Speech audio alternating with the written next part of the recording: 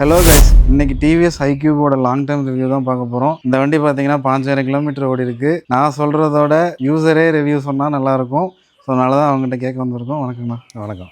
வண்டி எப்போ எடுத்தீங்க, எவ்வளோ கிலோமீட்டர் ஓடி இருக்கு, எடுத்ததுலேருந்து இப்போ வரைக்கும் ரேஞ்ச் ஏதாவது ட்ராப் ஆயிருக்கா, அதை பற்றி கொஞ்சம் சொல்லுங்கள். வண்டி எடுத்தது வந்து 2023 அக்டோபரில் எடுத்தேன். ட்ராப்லாம் ஒன்றும் இல்லை. ஃபஸ்ட்டு எடுக்கும்போது எப்படி 105 ரேஞ்சு அவங்க கொடுத்தாங்க. அந்த 105 கிலோமீட்டரும் இப்போ அதே அளவு தான் இருக்குது. அதே ரேஞ்சு தான் வருது. அதே ரேஞ்சு தான். ஒன்றும் ட்ராப்லாம் எனக்கு ஆகலை. ஒரு 30% வரும்போது சார்ஜ் போடுவேன். இந்த 60% 70% இருக்கும்போதே மறுபடியும் ரீசார்ஜ் மறுபடியும் பண்ணாமல் பேட்டரி கீழே லோவில் வரும்போது 30% 25% வரும்போது சார்ஜ் போடுவேன். 100 ஆனவுடனே அதனால எனக்கு ஒன்றும் மைலேஜ் எல்லாம் ஒன்றும் பிரச்சனை. அதே அளவு ஃபர்ஸ்ட் எடுக்கும்போது எதே இருந்துச்சோ அதே ஸ்டார்டிங்கில் என்ன ரேஞ்ச் வந்துட்டு இருந்தோ அதே வந்துட்டு இருந்தது. இப்போ இதுக்கு சர்வீஸ்லாம் எக்ஸ்பென்ஸ் எப்படிங்க, எவ்வளோ கிலோமீட்டருக்கு ஒருக்கா சர்வீஸ் விடணும்? சர்வீஸ் வந்து 4000 கிலோமீட்டருக்கு ஒரு டைம். 4000, 8000, 12000, 16000 இந்த மாதிரி 4000 கிலோமீட்டருக்கு இந்த இது பண்ணுறாங்க. சர்வீஸ் செலவு வந்து பார்த்தீங்கன்னா ஒரு 700 ரூபா அந்த அளவுக்கு. அதில் வந்து அந்த வாட்டர் சர்வீஸ், பேட்டரி செக் பண்ணுறது, அப்புறம் அந்த பிரேக் ஷூலாம் நல்லா இருக்கா, பிரேக்லாம் நல்லா இருக்கான்னு அந்த ஆயில் இது பண்ணுறதெல்லாம் பண்ணிக்கிறாங்க. அதுக்கப்புறம் உள்ளே இருக்கிற சாஃப்ட்வேர் எதை செக் பண்ணிக்கிறாங்க, சாஃப்ட்வேர் அப்டேட் பண்ணுறது, இது எல்லாமே பண்ணுறாங்க. இது எல்லாமே சேர்ந்து ஒரு 700 ரூபா தான் சர்வீஸ் சார்ஜ். இது மேஜராக ஏதாச்சும் பார்ட்ஸ் ஏதாச்சும் போயிருக்குங்களா, மாற்றிருக்கீங்களா? பார்ட்ஸு ஒன்றும் பெருசாக கம்ப்ளைண்ட் இல்லை. ஒரு டைம் வந்து இந்த ஆக்சிலேட்டர் த்ராட்டில் மட்டும் ஒரு டைம் வந்து இது ஒரு சென்சார் இருக்குது உள்ள. ஓகே. ஒவ்வொரு ஸ்பீடுக்கு தகுந்த ஒரு சென்சார் வேலை செய்யும். எனக்கு லோ ஸ்பீடில் போயிட்டு இருக்கும்போது அந்த சென்சார் வந்து ஆஃப் ஆயிரும். ரன்னிங்கில் ஆஃப் ஆகும். லோ ஸ்பீடில் போகும்போது அது த்ராட்டில் கொண்டு போய் கொடுத்தோன்னா அவங்க வந்து வாரண்டி இருந்தனால ஃப்ரீயாக வாரண்டிலே பண்ணி கொடுத்துருவாங்க. அதனால் அது ஒன்றும் பிரச்சனை இல்லை. இப்போ இந்த டிவிஎஸ் ஐக்யூப் வந்து 1 இயராக நீங்கள் வண்டி ஓட்டிகிட்ருக்கீங்க. என்னென்ன பர்பஸுக்காக ஓட்டியிருக்கீங்க? வெயிட்டெல்லாம் அதிகமாச்சும் ஓட்டியிருக்கீங்களா, இல்லை ஏதாச்சும் ப்ராப்ளம் வந்திருக்கா? அதெல்லாம் ஒன்றும் இல்லை, அதெல்லாம் நல்லா தான் இருக்குது. பெட்ரோல் வண்டி நீங்கள் வந்து ஒரு ஜூபிட்டரோ இதெல்லாம் வருதுங்க, அந்த மாதிரி தான். அதில் என்ன வெயிட் வைக்கிறோமோ அதே வெயிட் தான். சேம் வண்டியோட வெஹிக்கிளோட வெயிட்டும் வந்து பெட்ரோல் வண்டியோட வெயிட்டும் இதனோட வெயிட்டும் சேம் ஈக்குவலாக தான். அதனால் சேம் அப்படியே ஜூபிட்டரோட பாடி. ஆமாம், இதுதான் இருக்குது. பட்டு தறி இதுக்கு இந்த புடவை கொண்டு போவேன். முன்னாடி ஸ்பேஸ் கரெக்டாக தான் இருக்குது, கொண்டு போகிறதுக்கு ஈஸியாக தான் இருக்குது. அதே மாதிரி இதில் இன்னொரு ப்ளஸ் பாயிண்ட், பெட்ரோல் வண்டிக்கு இதுக்கு கம்பேர் பண்ணும்போது உள்ள ஓப்பன் பண்ண டிக்கி ஸ்பேஸ் வந்து நிறைய இருக்குது. 2 ஹெல்மெட் வைக்கிற அளவுக்கு ஸ்பேஸ். 2 ஹெல்மெட் வைக்கிற அளவுக்கு ஆமாம் ஸ்பேஸ் இருக்குது. அது நம்மளுக்கு முன்னாடி வைக்கிறத விட பாதி உள்ளே வச்சுக்கலாம். பெரிய வெயிட்டாலாம் ஒன்றும் பெருசாக எடுத்துகிட்டு போகல. ஒரு 50 கிலோ வரைக்கும் வெயிட் மூட்டை நான் வச்சுருக்கேன். அதுக்கு மேலே இன்னும் டெஸ்ட் பண்ணி பார்க்கல நான். டபுள்ஸ் பக்கத்துல ஒரு அண்ணா ஒருத்தர் இருக்காரு, அவர் 110 கிலோ ட்ரையல் சரி பார்க்கலாமே அப்படிங்கிறதுக்காக ட்ரையலே பார்த்தாங்க. ஒன்றும் அப்போ அதில் ஏதாச்சும் மைலேஜ் ட்ராப் ஆகுன்னு பார்த்தா ஒன்றும் பெருசாக டிஃப்ரெண்ட் காட்டல. டபுள்ஸ்ல ஓட்டினாலும் பெருசாக டிஃப்ரென்ஸ் காட்டல. சிங்கிள் டிரைவிங்ல வந்து 105 கிலோமீட்டர் தாராளமாக எந்த மாற்றமும் இல்லை. அவங்க கிளைம் பண்ணுற அந்த எஃபிஷியன்டான ரேஞ்சு வருது. 5% இருக்கும்போதே குறைஞ்சபட்சம் 5% வரைக்கும் ஓட்டியிருக்கேன். ஆனால் ரெகுலராக யூஸ் பண்ணுறது வந்து 30-25 வந்துச்சுன்னா சார்ஜ் போடும். 15% காட்டும் போது வந்து ரெட் சிக்னல் விழுந்துடும். அந்த 15% வந்து விழுந்தப்போ நம்ம சார்ஜ் போட்டோம்னா 4.5 மணி நேரம் சார்ஜ் ஆகும். 4.5 மணி நேரம் சார்ஜ். 3 கிலோவாட் பேட்டரி, 3 கிலோவாட் 4.5 மணி நேரம் சார்ஜ் ஆகுது. இதில் பார்த்தீங்கன்னா மீட்டர் யூனிட்டில் பார்த்தோம்னா கிட்டத்தட்ட ஒரு 3 to 4 யூனிட் பக்கமாக. சரிங்க, இப்போ இந்த டிவிஎஸ் ஐக்யூப் நீங்கள் இப்போ வாங்கியிருக்கீங்க, இதுக்கும் இந்த வெஹிக்கிளுக்கும் பெட்ரோல் வெஹிக்கிளும் கம்பேர் பண்ணும்போது உங்களுக்கு எந்த அளவுக்கு சேவிங்ஸ் ஆயிருக்கு? சர்வீஸ்லையும் சரி, பெட்ரோல் காசு இல்லாதனாலையும் சரி, எந்த அளவுக்கு சேவிங்ஸ் ஆயிருக்கு? 15000 கிலோமீட்டர் ஓட்டியிருக்கேன். 15000 கிலோமீட்டர் ஓட்டும் போது இப்போ வேற பெட்ரோல் வண்டி இது சேம் இதே மாதிரி ஒரு ஜூபிட்டரோ ஸ்கூட்டி டைப்ல ஏதோ ஒரு வண்டி எடுத்து 50-60 மைலேஜ் இருந்தா ஒரு மைலேஜ் அது வந்து ஒரு 50-60 வரும். பெட்ரோலுக்கு ஒரு 2 ரூபா, இந்த சர்வீஸுக்கு ஒரு 50 கிலோமீட்டருக்கு 2 ரூபா 50 பைசா வருது. இது இப்போ 15000 கிலோமீட்டர் ஓட்டியிருக்கோம். ஒரு 10000 கிலோமீட்டருக்கு கணக்கு போட்டோம்னா 27 ரூபா. அந்த 5000 கிலோமீட்டருக்கு கணக்கு போட்டால் ஒரு 12500. ஸோ 25ம் 12500ன்னு பார்த்தா ஒரு 37000 ரூபாய்க்கு பக்கமா பெட்ரோலுக்கும் ஆயில் சர்வீஸ் பண்ணியிருப்பேன். 37000. இதுக்கு நான் வந்து 5000 கிலோமீட்டருக்கு இது 3 டைம் சர்வீஸ் தான் பண்ணியிருக்கேன். 3 சர்வீஸுக்கும் ஃபர்ஸ்ட் சர்வீஸுக்கு வந்து 700 ரூபா, ரெண்டாவது சர்வீஸுக்கு ஒரு 250 ரூபா சேர்த்து வாங்கினாங்க. அடுத்து 3 சேர்த்து வாங்கினாங்க. அன்னைக்கு வந்து 1000 ரூபாய் என்னமோ கட்டினேன். 3வது சர்வீஸ் விடும்போது 500 ரூபா. ஸோ ஆவரேஜ் 750 ரூபா. இது வரைக்கும் 2000 ரூபா தான் இது வரைக்கும் செலவு பண்ணியிருக்கேன். 5000 கிலோமீட்டர் ஓட்டி 2000 ரூபா தான் வண்டி சர்வீஸ்க்குன்னு செலவு பண்ணிருக்கோம். 15 ரூபா சர்வீஸ் யூனிட்னா 100 கிலோமீட்டர் போறோம்.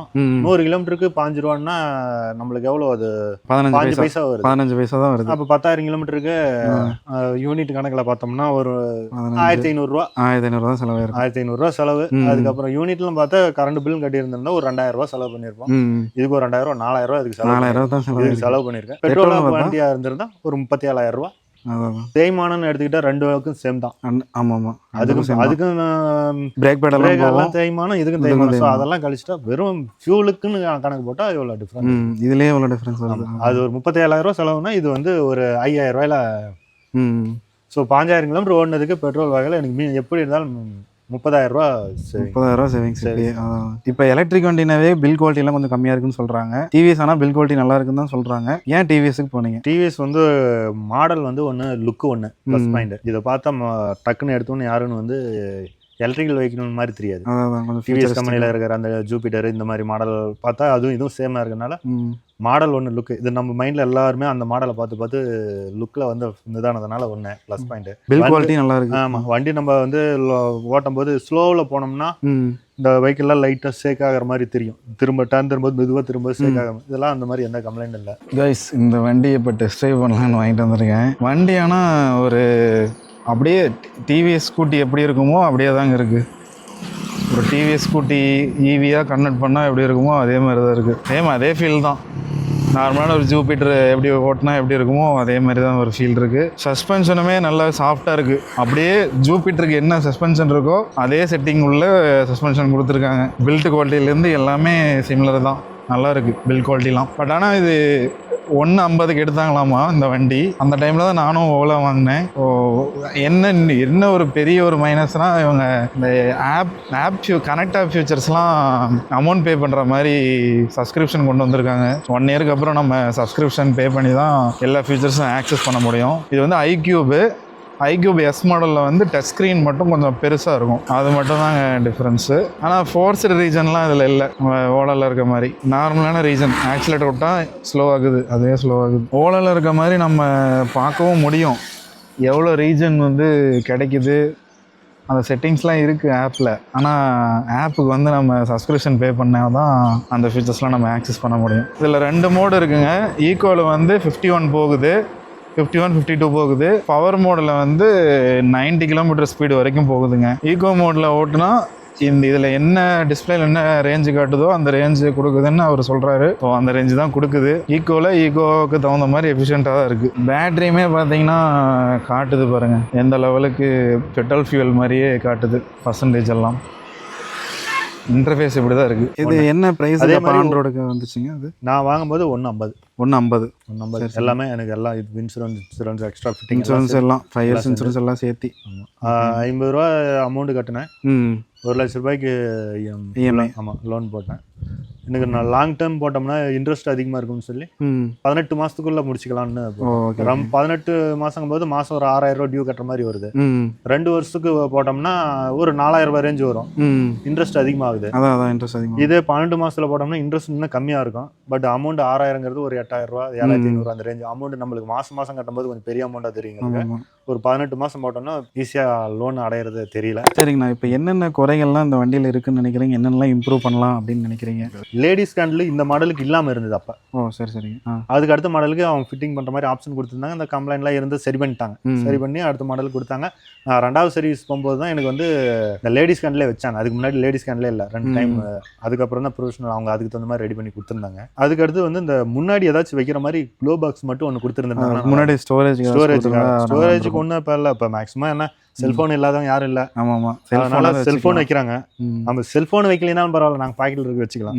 ஏதோ கடைக்கு போகிறோம், ஒரு 10 ரூபா பாக்கெட் பால் வாங்குறோம், ஏதாச்சும் சின்னதாக ஒரு திங்ஸ் வாங்கினோம்னாலும் ஒவ்வொரு டைம் அங்கே சாவி எடுக்கும்போது அதே சாவி யூஸ் பண்ணி ஆகணும். அதான் டிக்கிக்காகவே நம்ம அங்க கொண்டு வரணும். ஆமா, சாவியை டிக்கியில சாவி போட்டு தான் ஓபன் பண்ணணும். அதுக்கு லிவர்னு அது ஆப்ஷன் இல்லை. ஸோ அந்த ஒரு சின்ன சின்ன பொருளுக்கு எல்லாத்துக்கும் நம்ம இதை சாவி எடுத்து போடுறது அந்த ஒண்ணுதான் பெரிய ஒன்று. சைட்ல ஒரு க்ளோ பாக்ஸ் ஒன்று கொடுத்துருந்தாங்க. ஒரு வேஸ்ட் துடைக்கிறதுக்கு ஒரு வேஸ்ட் துணி வச்சிருந்தா கூட வண்டியில உட்காரும்போது சீட்ல இருந்தா கூட எடுத்து துடைச்சிட்டு வைக்கிறதுக்கு யூஸ் ஆகும். அது ஒண்ணுதான் மிகப்பெரிய மைனஸ். அது இல்லாம நமக்கு அந்த சாவியிலே ஆப்போசிட் சைடு திருப்பினாவே டிக்கி ஓபன் பண்ணலாம். அந்த மாதிரி கொடுத்திருந்தாலும் ஓகே. பட் அது சாவி வந்து நீங்க அங்க போ அது ஒண்ணுக்கு அந்த ஒரு பர்பஸ்க்காக சாவியை கழட்டி நம்ம எப்பப்பெல்லாம் வண்டி எடுக்கிறோம். இது வரைக்கும் இந்த 5,000 கிலோமீட்டர் ஓட்டி இருக்கேன்னா 5,000 கிலோமீட்டர் 1 வருஷம் ஆகுது. ஆல்மோஸ்ட் 1 வருஷம். டெய்லியும் ஒரு டைம் ஆச்சு எடுத்துருந்துருந்தான்னு வச்சுங்க. ஸோ 365 நாள் 365 டைம் நான் அந்த சாவி போட்டிருந்தேன்னா 350 டைம் நான் வந்து சாவி இங்கே டிக்கி இவ்வளோ போகும். ஆமாம் ஆமாம். இப்போ எல்லா இவி வண்டியிலையுமே இந்த ஃபோனில் கனெக்ட் பண்ணுற இந்த கனெக்டிங் ஃபீச்சர்ஸ்லாம் இருக்குங்க. அது வந்து ஒரு சில பேர் ஃப்ரீயாக கொடுக்குறாங்க, கொஞ்சம் வருஷத்துக்கு அதுக்கு மேலே சார்ஜ் பண்ணுறாங்க. டிவிஎஸ்லையும் அப்படி தான் இருக்குங்களா இல்லை எப்படி இருக்குங்க? மொதல் வருஷம் வந்து ஃப்ரீ, ஃபர்ஸ்ட் வருஷம் ஃப்ரீ கொடுத்துட்றாங்க. அதுக்கப்புறம் வந்து அடுத்த வருஷத்துல இருந்து அமௌண்ட்டு ஒரு வருஷத்துக்கு 900 ரூபாய், 3 வருஷம் பண்ணோம்னா 2500, 5 வருஷம் பண்ணோம்னா 4000 ரூபாய். இது அந்த கனெக்ட் பண்ணி அந்த ஃபியூச்சர்ஸ் வந்து அதுக்கு அமௌண்ட் சப்ஸ்கிரிப்ஷன் மாதிரி அமௌண்ட் பே பண்ணணும். அமௌண்ட் பே பண்ணா தான் நம்ம அதெல்லாம் அந்த ஃபியூச்சர்ஸை நம்ம வந்து பார்க்க முடியும். மற்றபடி நம்ம வந்து இந்த ஸ்பீடோமீட்டர் வந்து மட்டும் செக் பண்ணிக்கலாம். லாஸ்ட் ஒரு 20 வந்து எங்க போயிட்டு வந்திருக்குன்னு லொகேஷன் மட்டும் லாஸ்ட் 20 ரைடு மட்டும் எங்க போயிருக்கீங்க பார்த்து எவ்வளவு பவர் கன்சியூம் பண்ணிருக்கீங்க அதெல்லாம் பாத்துக்கலாம். அது மட்டும் பாத்துக்கலாம். அதுக்கு முன்னாடி இருக்கிறதெல்லாம் பார்க்க முடியாது. பார்க்கணும்னா பணம் பே பண்ணணும். இது ஒரு ரெண்டாவது ஒரு மைனஸ். இது ஆமா, இதெல்லாம் ஒரு பிக் மைனஸ் தான். ஏன்னா மற்ற பிராண்ட்லாம் தராங்கல்ல. இப்போ நான் ஓலா வச்சிருக்கேன், அதில் எல்லாமே ஃப்ரீயாக தான், எல்லாமே ஃப்ரீயாக கொடுத்துருக்காங்க. இது வந்து அதெல்லாம் பே பண்ண சொல்கிறாங்க சப்ஸ்கிரிப்ஷன். 14 மாதம் ஆகுது, எந்த கம்ப்ளைண்ட்டும் இல்லை. ஒரு சின்ன ஒரு கம்ப்ளைண்ட் மட்டும் வந்துச்சு. அதுவும் போனால் ஒரு 1 ஹவரில் எனக்கு ஒரு 2 மணி நேரம் வாரண்டியில் மாற்றிட்டு அது சார்ஜ் எல்லாம் எதுவும் பண்ணல, மாற்றி கொடுத்துறாங்க. மற்றபடி எந்த கம்ப்ளைண்ட் இல்லை, ஓடிட்டு இருக்குது. முன்னெல்லாம் வந்து ஒரு பொருள் வாங்க போகணுன்னா நோட் பண்ணிட்டு போவேன். பெட்ரோல் வண்டியில் ஓடும்போது போயிட்டு வந்து மறந்துட்டோம்னா மறுபடியும் இன்னொரு நட போகணுமே. இப்போ நோட் பண்ணுறதெல்லாம் இல்லை. எலக்ட்ரிக் வண்டியா போகிறோம், வாங்கிட்டு வரோம், மறந்துட்டோம்னா கூட இன்னொரு ரவுண்டு போயிட்டு வரேன். ஒன்றும் எனக்கு வந்து பெரிய அந்த அளவுக்கு இந்த வண்டி சேவிங்ஸாக இருக்குது. ஆமாம். சரிங்க, நான் ரிவ்யூ கொடுத்தது ரொம்ப நன்றி. இதே மாதிரி யூஸ்ஃபுல்லான கண்டென்ட்டில் நெக்ஸ்ட் வீடியோவில் பார்க்குறேன். சப்ஸ்கிரைப் பண்ணிக்கோங்க. நான் பாய் சொல்லிடுங்க. பாய். பாய்.